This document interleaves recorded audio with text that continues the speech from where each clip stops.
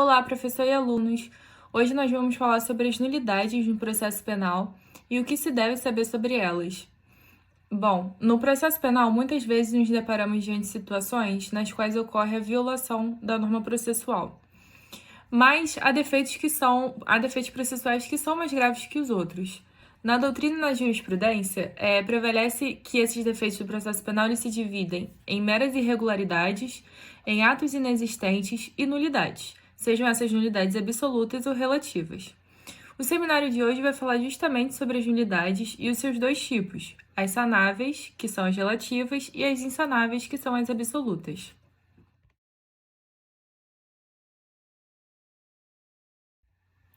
Então, a bibliografia utilizada para a realização desse trabalho foi o livro de Processo Penal, do professor espiano Gustavo Henrique Badaró, e o livro de Direito Processual Penal, do professor da PUC do Rio Grande do Sul, Auri Lopes Júnior. O processo é composto por uma sequência de atos processuais que devem ser realizados de acordo com a lei. A prática desses atos em conformidade com a lei implica um procedimento com desenvolvimento normal e regular que busca a verdade dos fatos e a realização da justiça. A não observância das exigências legais, com a realização dos atos processuais em desconformidade com o modelo legal, gera a invalidade do processo no todo ou em parte. O desacordo com as condições de validade impostas pelo direito objetivo que gera a imperfeição jurídica do ato ou sua inviabilidade jurídica é a nulidade. A ausência de nulidade processual é condição para o regular desenvolvimento do processo. Nulidade do processo é aquela que atinge todo o processo. Já a nulidade do procedimento é a que atinge parte da atividade processual ou do ato. A prática de atos processuais em conformidade com a lei implica um procedimento capaz de produzir efeitos jurídicos. A compatibilidade da relação ou do ato processual com o modelo legal gera a tipicidade formal. A desconformidade com o modelo legal é a tipicidade processual ou a imperfeição jurídica, que, por sua vez, pode gerar a inexistência, a irregularidade ou a nulidade, seja ela absoluta ou relativa, do ato ou processo. A conformidade do ato processual com as formas regulamentares na ordem jurídica gera o ato processual perfeito, e a desconformidade gera o ato imperfeito. A nulidade substancial é a desconformidade do ato com as normas do direito penal. A formal é a desconformidade do ato com as normas do direito processual penal. E a intrínseca ocorre nos sujeitos processuais. A extrínseca ocorre nos atos processuais. No contexto do processo penal brasileiro, a teoria geral das nulidades representa um dos pilares fundamentais para assegurar a regularidade e a legitimidade dos procedimentos judiciais. Essa teoria, que é embasada em princípios constitucionais e uma legislação específica, estabelece os parâmetros pelos quais se avaliam a validade e os efeitos das nulidades processuais. Para compreender adequadamente essa teoria, é muito importante iniciar pelo conceito de nulidade no âmbito jurídico. A nulidade, em sentido amplo, refere-se a um defeito ou irregularidade que afeta a validade de um ato processual, tornando ele inválido com a possibilidade de sua anulação total ou parcial. No entanto, é crucial a gente distinguir as nulidades absolutas das nulidades relativas. As nulidades absolutas são aquelas que atingem princípios essenciais do processo, como a ampla defesa, o contraditório, a publicidade, a imparcialidade do juiz e outros, e não podem ser sanadas pelo decurso do tempo, nem pela aceitação das partes. Já as nulidades relativas são aquelas que, embora causem prejuízo às partes, podem ser sanadas se não forem alegadas no momento oportuno, que geralmente é mediante preclusão. Como falamos anteriormente, a teoria geral das nulidades é embasada em princípios constitucionais e legislação específica, e essa legislação específica pode ser considerada a Constituição Federal de 1988 e o Código de Processo Penal, que são os principais fundamentos normativos que regem as nulidades no processo penal brasileiro. Na Constituição Federal, em alguns dos artigos, especificamente o artigo 5º, são consagrados os princípios do devido processo legal, da ampla defesa, do contraditório e da nulidade como garantias fundamentais. E o Código de Processo Penal, nos artigos 563 a 573, estabelece as disposições específicas sobre as nulidades processuais, suas causas e suas consequências.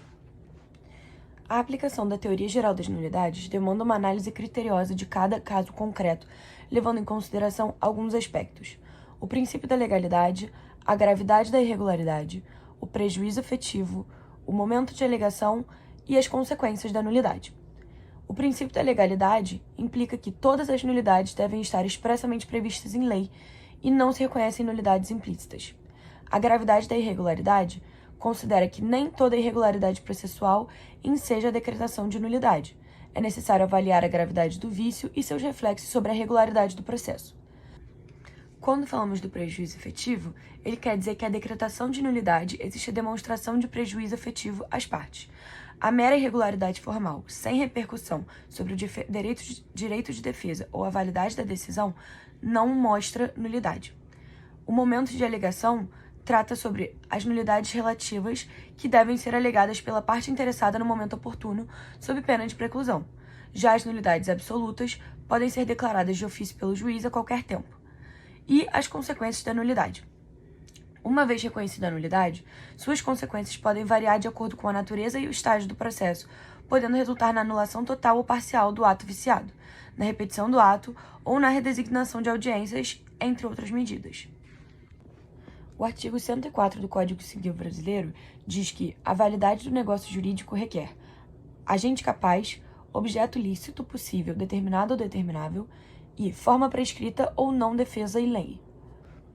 Quando o ato jurídico, em particular o ato processual, está provido de todos os seus requisitos, é dito que é perfeito. A perfeição do ato, na qual se expressa a presença de todos os seus requisitos, opõe-se sua imperfeição, a qual se resolve reciprocamente na ausência de algum de seus requisitos, ou seja, na presença de algum vício.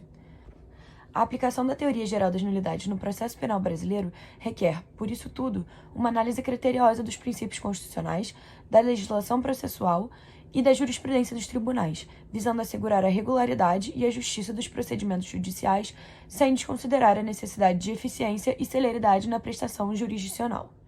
Quando falamos sobre a natureza jurídica da teoria geral das nulidades, existe uma divergência doutrinária. Para alguns doutrinadores, a nulidade é um vício, um defeito, uma falha ou uma imperfeição, e pode invalidar o processo como um todo ou em partes. Para outros desses doutrinadores, a nulidade é uma sanção, ou seja, a consequência que deriva da imperfeição jurídica. A posição majoritária de praticamente todos eles é considerar a nulidade tanto um vício como uma sanção. Quando falamos sobre a atipicidade constitucional, podemos falar que é a desconformidade do ato processual com a norma constitucional, e isso gera um processo injusto e ilegal, um exercício incorreto e parcial da função jurisdicional, desrespeito aos direitos fundamentais e normas de ordem pública e insegurança jurídica. A sanção imposta ao desrespeito à Constituição Federal gera inexistência ou nulidade absoluta, em homenagem ao devido processo legal. Quando falamos sobre sistemas, podemos falar sobre 5 tipos de sistemas: o formalista, o legalista, o instrumental, o privatista e o sistema da má-fé. O formalista é quando a nulidade surge com a inobservância das exigências legais. O legalista é quando a nulidade depende de expressa previsão legal. O instrumental é se o ato não observou as exigências legais, mas atingiu a sua finalidade, ele deve ser válido, e o fim prevalece sobre a forma do ato. Existem alguns vícios processuais sobre os quais nós podemos falar. Primeiro, podemos falar sobre a irregularidade, que é a violação a normas infraconstitucionais que não acarreta prejuízo para o processo nem para nenhuma das partes. Ele não gera invalidade, não influencia e nem tem relevância no desenvolvimento do processo. É um defeito superficial ou de pequena monta. Ele é convalidado pelo prosseguimento do processo.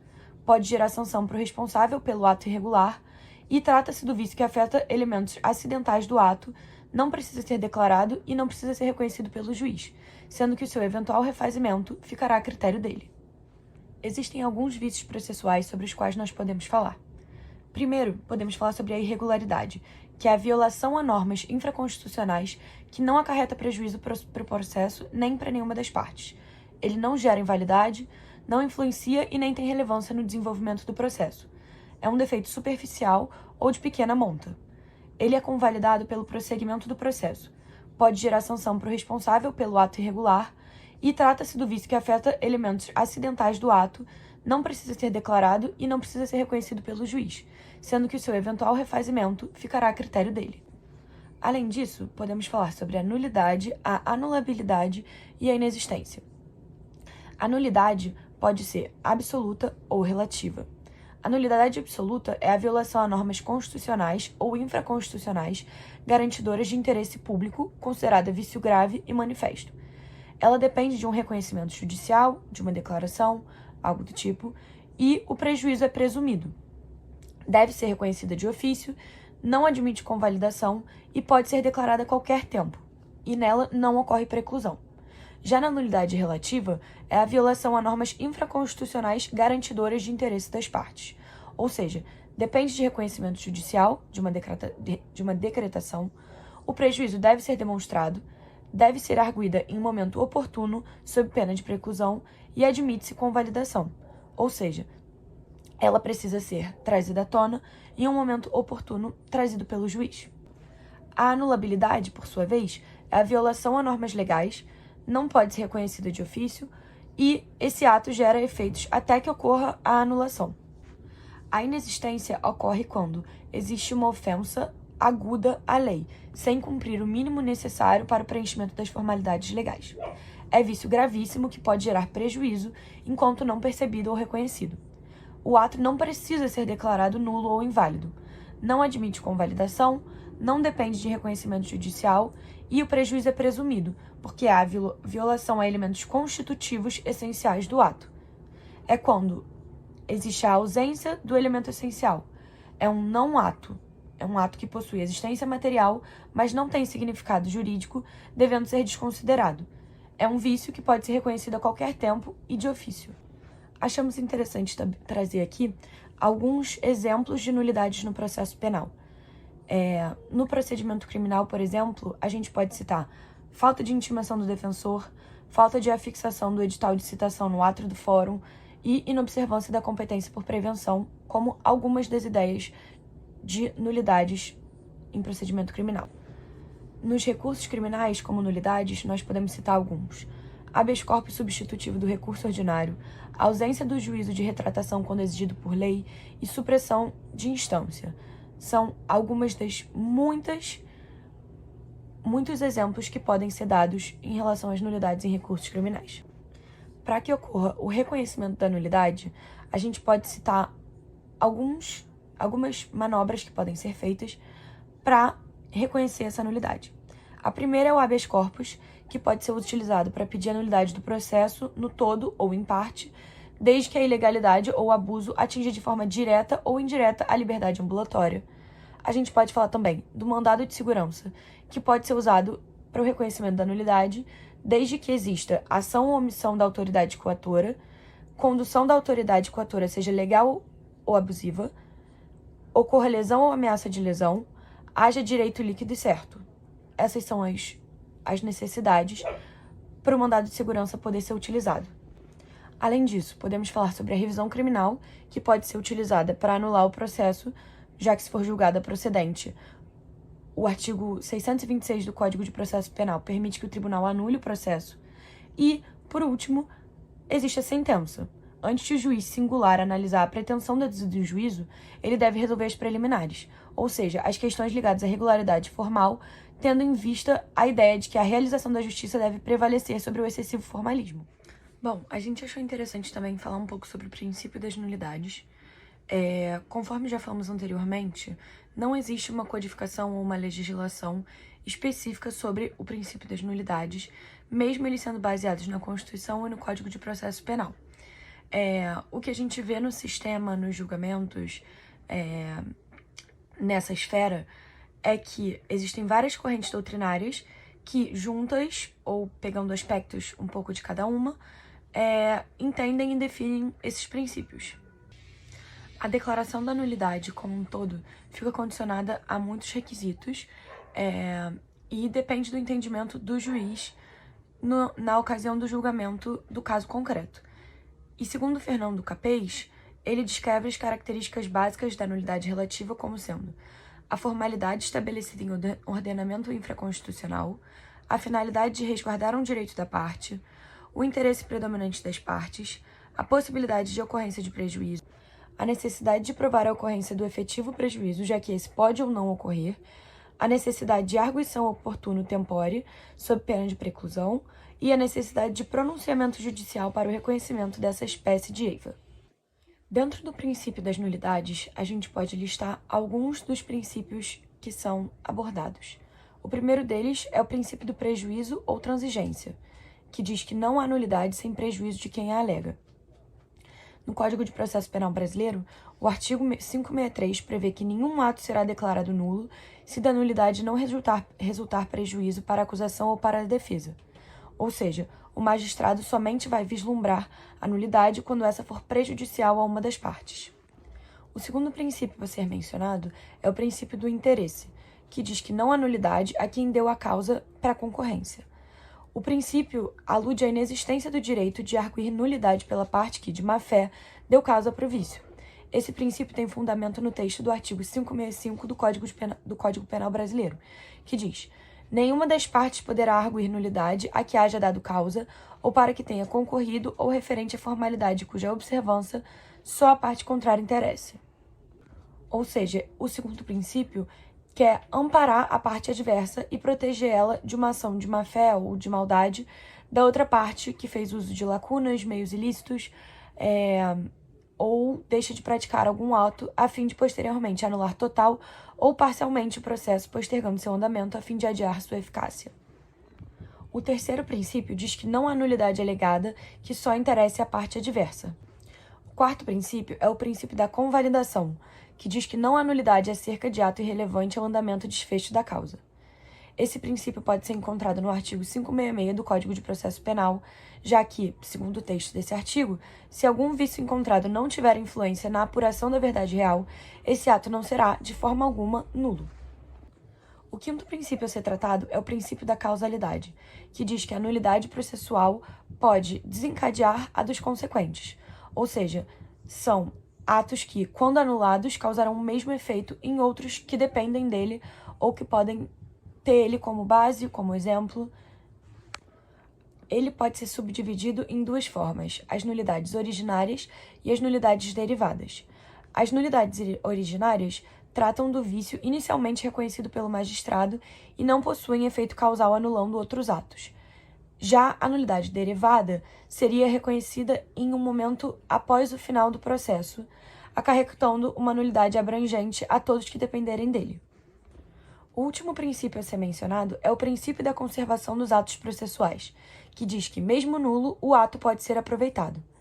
Esse princípio tem embasamento na primeira metade do texto do artigo 567 do Código de Processo Penal, que diz que a incompetência do juízo anula somente os atos decisórios, devendo o processo, quando for declarada a nulidade, ser remetido ao juiz competente.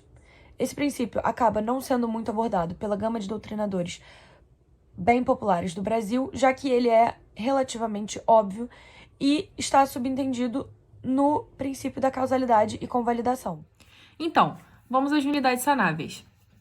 Elas também são chamadas pela doutrina de nulidades relativas. O professor Gustavo Henrique Badaró afirma em seu livro que a doutrina diz que o que distingue a nulidade absoluta da nulidade relativa é a finalidade para a qual foi instituída a forma violada. O que isso quer dizer? Que a violação de uma forma que atenda ao interesse público, ele vai gerar uma nulidade absoluta, enquanto o desrespeito a uma forma instituída no interesse das partes causa uma nulidade relativa. Além disso, cabe à parte interessada postular o reconhecimento da nulidade e, segundo o senso comum estabelecido, demonstrar qual foi o prejuízo processual sofrido, tendo em vista que, caso a parte não alegasse a nulidade no momento adequado do processo, opera-se então a convalidação pela preclusão, ou seja, transcorrido o prazo previsto para a arguição da nulidade, sem que a parte interessada se manifeste, torna-se então a nulidade sanada. O professor Gustavo Badaró, ele vai definir as nulidades relativas como a nulidade que decorre da violação de uma determinada forma do ato que visa a proteção de um interesse privado, ou seja, de uma das partes ou de ambas, como eu tinha dito anteriormente. E de modo complementar, o professor Uri Lopes define as nulidades relativas como aquelas que só podem ser deduzidas pela parte que tem interesse na observância da disposição violada, não sendo reconhecíveis de ofício e que são sanáveis, que é a possibilidade de serem sanadas. Quais seriam, portanto, as características dessas nulidades, das nulidades sanáveis?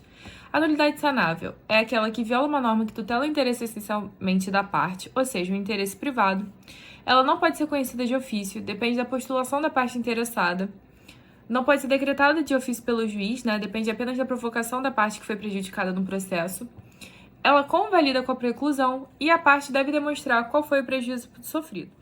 Passamos, então, para 2 artigos do Código de Processo Penal, o artigo 564 e o artigo 572. Por quê? Porque o artigo 564 é o que contém o rol de nulidades absolutas e relativas, ou seja, insanáveis e insanáveis. E o artigo 572 é o que estabelece que as nulidades previstas no artigo 564, no inciso 3º, a linha D, E, G, H e inciso 4º, serão as sanáveis, ou seja, são as nulidades relativas. Então, de acordo com o artigo 564, a nulidade ocorrerá nos seguintes casos. Inciso 3º, por falta das fórmulas ou dos termos seguintes. A linha D. A intervenção do Ministério Público em todos os termos da ação por ele tentada e nos da intentada pela parte ofendida quando se tratar de crime de ação pública. Aqui nessa linha, a linha D ela vai distinguir 2 situações de não intervenção do Ministério Público.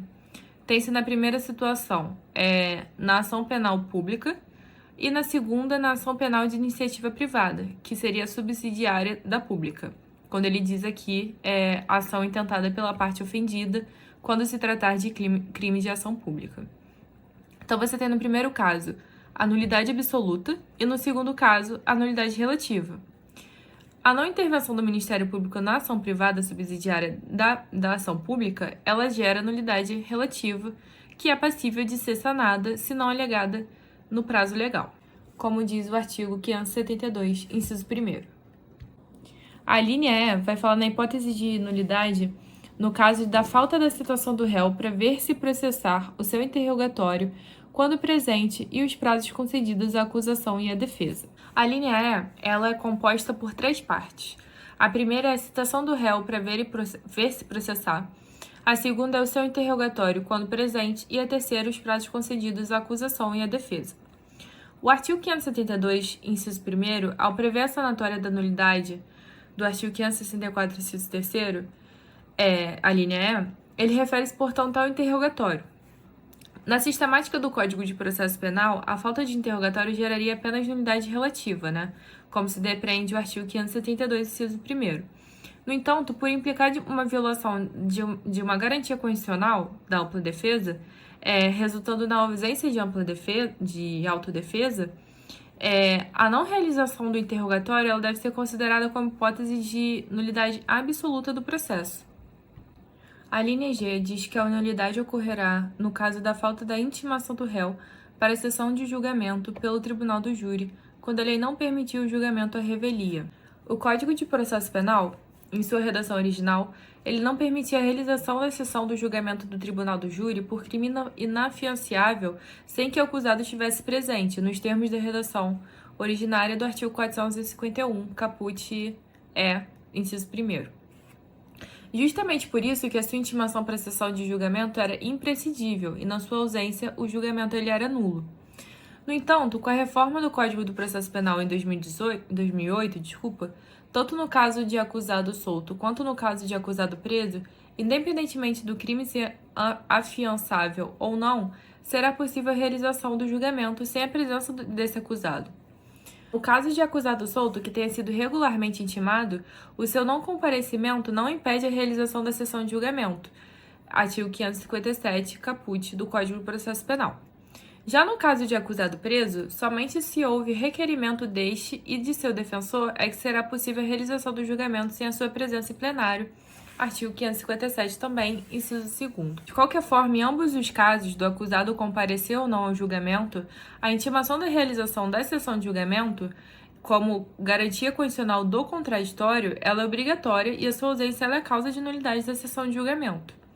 No caso do acusado solto que tenha sido intimado da sessão, seu não comparecimento não impedirá a realização do julgamento. No entanto, se não houver intimação, a sua ausência não poderá ser considerada como manifestação tácita de vontade de não comparecer, e assim exercer o seu direito ao silêncio. Seu não comparecimento provavelmente decorrerá da falta de informação e, nesse caso, vai haver a nulidade da sessão de julgamento e se esta se realizar. Por outro lado, no caso do acusado preso, se não houver intimação, a sessão de julgamento provavelmente não ocorrerá, posto que a realização do julgamento sem a sua presença dependerá, além do seu não comparecimento, também de expressas manifestações de vontade, tanto do acusado quanto do seu defensor. A linha H diz que ocorrerá a nulidade no caso da falta da intimação das testemunhas arroladas no libelo e na contrariedade, nos termos estabelecidos pela lei.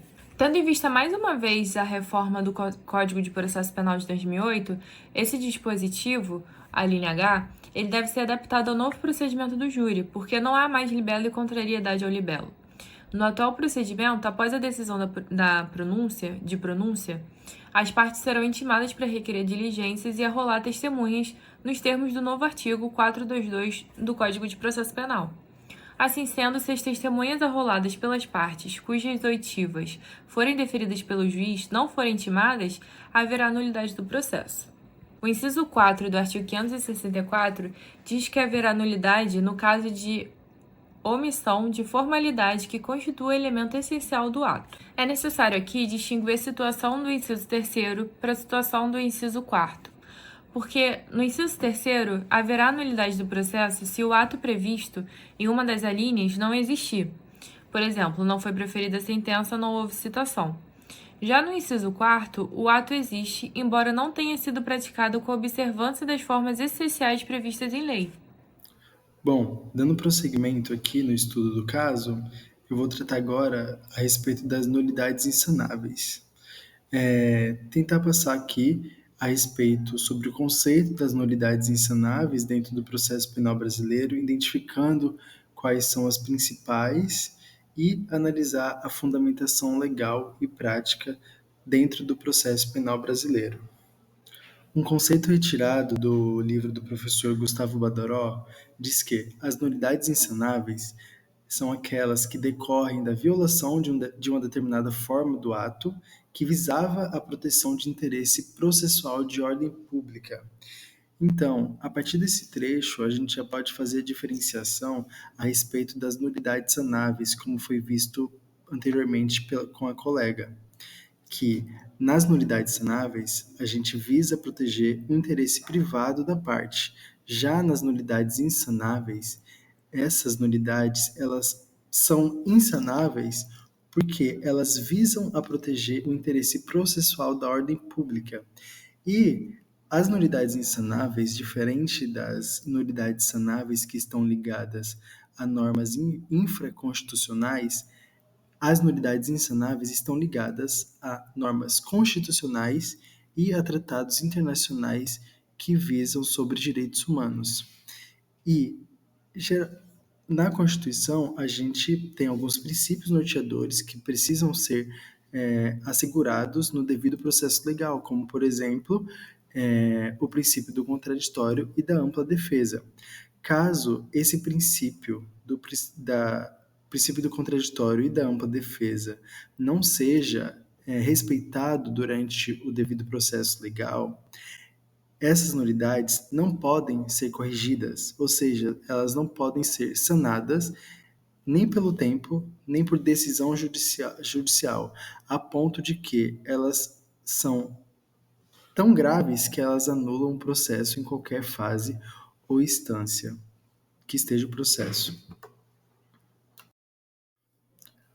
Algumas características das nulidades insanáveis para comentar a respeito desse tema. Bom, foi falado anteriormente sobre as nulidades insanáveis e eu gostaria de fazer esse contraponto.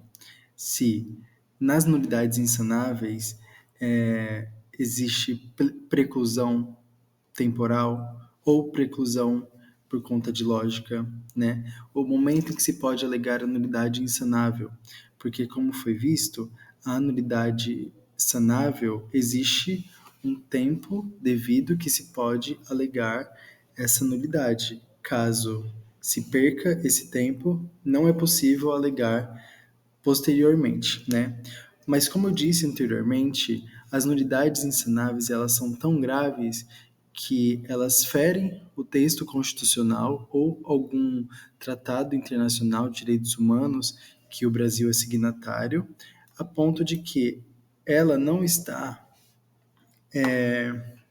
preclusa temporariamente ou por conta de uma lógica processual, né? Então, a nulidade absoluta ou insanável, ela não é passível de preclusão temporal e nem de lógica, sendo a lógica, né, aquela em que a parte aceita os seus efeitos, tendo em vista que a nulidade insanável é possível de ser alegada a qualquer momento, mesmo após uma sentença condenatória que transitou em julgado ou absolvição imprópria.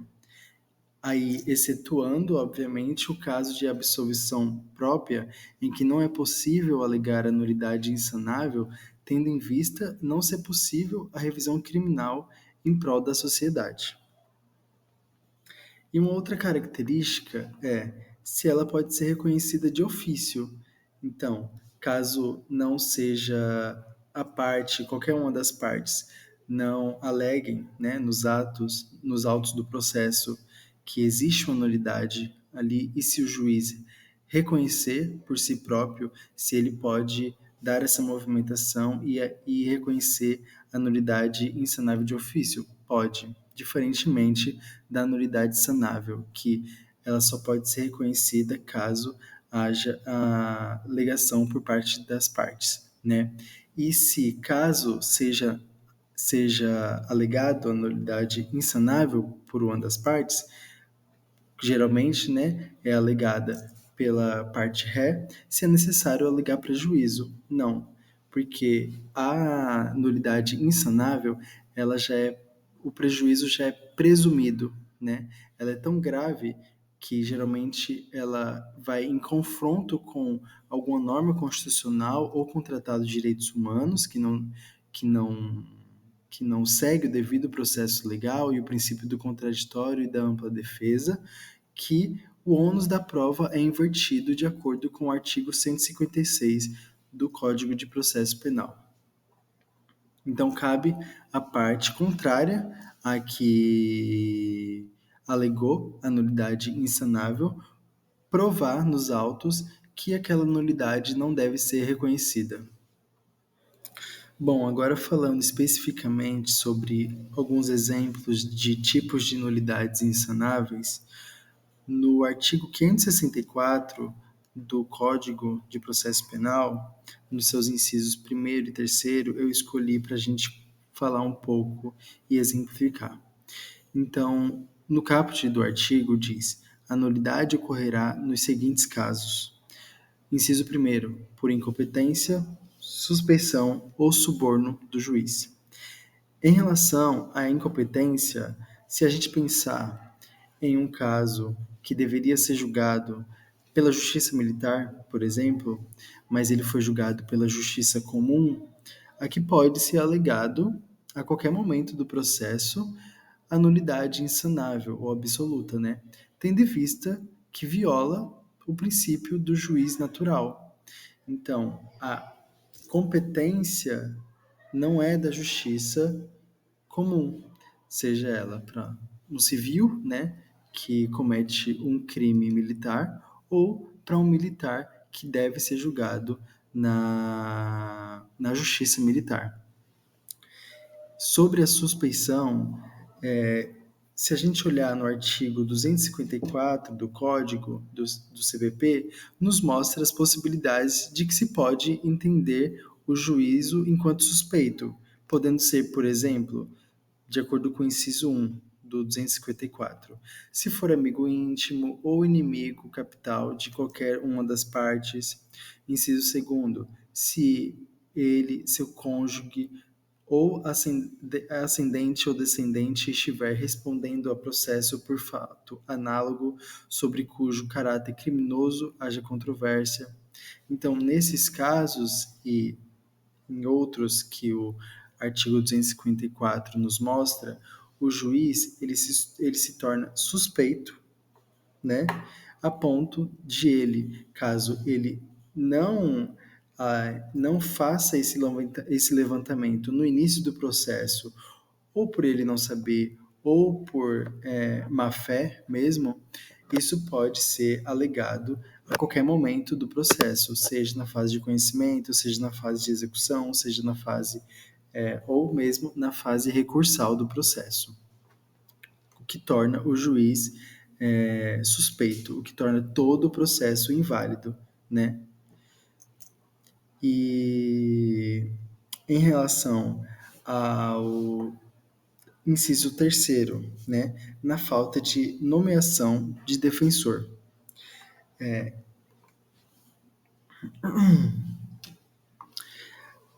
Diz que, no inciso terceiro do 564, a nulidade ocorrerá nos seguintes casos, por falta das fórmulas ou dos termos seguintes.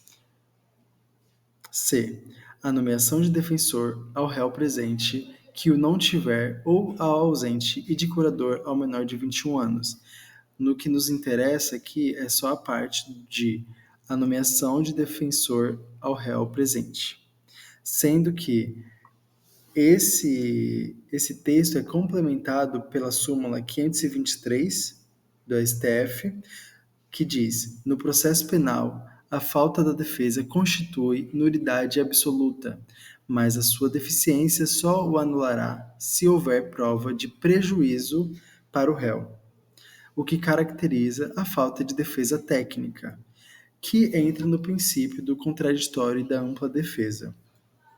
Então, para encerrar essa parte de tipos de nulidades insanáveis, é importante frisar que as nulidades insanáveis, diferentemente das nulidades sanáveis, elas visam a proteger o interesse de ordem pública, né? A manutenção da ordem pública e também o respeito com o devido processo legal que tá previsto na Constituição Federal, mas não somente nela, e também em alguns tratados internacionais de direitos humanos que o Brasil é signatário. Então, essas normas, elas visam proteger o devido processo legal, a ponto de que, quando elas não são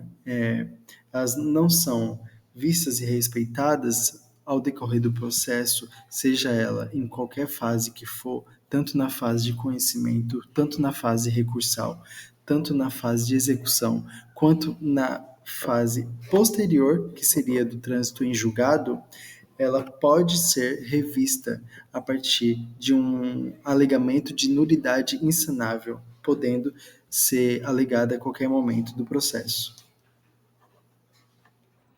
Com relação aos meios para alegar as nulidades, normalmente as nulidades elas são alegadas durante o processo, por petição ou mesmo oralmente, durante as audiências ou sessões de julgamento. Elas também podem ser erguidas nas alegações finais ou reiteradas nas razões recursais. Código do Processo Penal, artigo 571. Há, porém, outros meios para se alegar as nulidades, que seria através do habeas corpus, o mandado de segurança e a revisão criminal.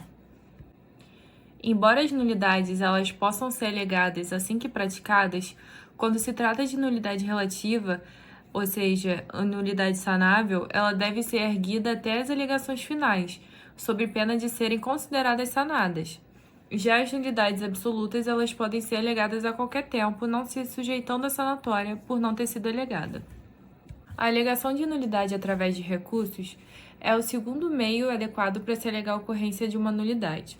No caso da nulidade relativa, o recurso ele vai servir para reiterar a alegação de nulidade que já deverá ter sido veiculada até as alegações finais, como dito, sob pena de preclusão. No caso de nulidade absoluta, é possível a alegação de nulidade direta e originariamente nas razões de apelação, pois não há o que se cogitar de preclusão. Dessa forma, o tribunal reconhecendo a nulidade, ele baixará o processo ao primeiro grau de jurisdição para que seja corrigido o erro e procedendo com a prática do ato válido em lugar do ato viciado. No caso de recurso de defesa, o tribunal ele pode reconhecer as nulidades arguidas pelo acusado ou até mesmo pode decretá-las de ofício caso favoreça o acusado. Para quem admite a reformatio e melius, ainda que se trate de recurso exclusivo do Ministério Público, poderão ser reconhecidas nulidades que favorecem a defesa. Já no caso das nulidades que prejudicam a defesa, deve-se atentar então para a vidação da súmula 160 do STF, que diz que é nula a decisão do tribunal que acolhe contra o réu nulidade não arguida no recurso da acusação, ressalvados os casos de recurso de ofício. Diante do teor dessa súmula, mesmo no caso de nulidades absolutas, que podem ser reconhecidas ex officio pelo juiz, se o vício não for alegado em recurso do Ministério Público ou de querelante, o tribunal fica impedido de reconhecê-las, se vierem a prejudicar o acusado. Por exemplo, não se pode reconhecer a incompetência absoluta do juiz que absolveu o acusado se o recurso somente pleiteia a reforma da sentença para condená-lo. Trata-se de uma manifestação da regra tatum devolutum quantum appellatum, que se sobrepõe à possibilidade de reconhecer ex officio nulidades absolutas. Muitas vezes a nulidade ela causa um prejuízo imediato para a parte, como por exemplo o indeferimento de um determinado meio de prova, não sendo conveniente esperar as alegações finais, ou, o que é mais comum, o julgamento do recurso para que seja decretada a nulidade. Dessa forma, há a possibilidade do uso antecipado do habeas corpus para alegar as nulidades, desde que o vício possa ser demonstrado por prova pré-constituídas, como, por exemplo, o cerceamento do direito de produzir uma determinada prova. O habeas corpus, então, ele vai ser muito útil no caso de nulidades ocorridas no início do processo, como, por exemplo, um juiz que seja absolutamente incompetente, possibilitando que a parte ela obtenha o reconhecimento imediato do vício e não necessitando, portanto, aguardar até a sentença ou o julgamento da apelação. Após o trânsito julgado, também é possível alegar a ocorrência de nulidades absolutas por meio de revisão criminal, artigo 621 do Código de Processo Penal, inciso 1, combinado com o artigo 626, caput, parte final. A opção entre a revisão criminal e o habeas corpus ela vai depender do tipo de vício a ser alegado e da possibilidade da sua demonstração no âmbito limitado do habeas corpus, por exemplo, a incompetência absoluta. Sempre que o habeas corpus se mostrar cabível e adequado, será preferível, então, ele do que a revisão criminal, por ter uma tramitação mais rápida. Por fim, o mandado de segurança contra ato judicial também pode ser utilizado para o reconhecimento de uma nulidade. Nos casos em que o habeas corpus não seja cabível, como, por exemplo, uma contravenção penal punida apenas com multa ou processo penal contra a pessoa jurídica, a nulidade ela pode ser alegada por meio de mandado de segurança. O mandado de segurança também vinha sendo utilizado contra a sentença extintiva da punibilidade, no caso de atestado de óbito falso, artigo 62 do Código de Processo Penal. Equivalia, nesse caso, a uma revisão criminal pro societate, embora de forma muito limitada, devendo ser interposto no prazo de 120 dias a contar do trânsito em julgado. No entanto, a posição necessita ser revisada diante do novo regime de mandado de segurança, uma vez que o artigo 5º caput, inciso 3, da Lei 12.016 de 2009, ela veda, expressamente a utilização do mandado de segurança contra ato judicial transitado em julgado.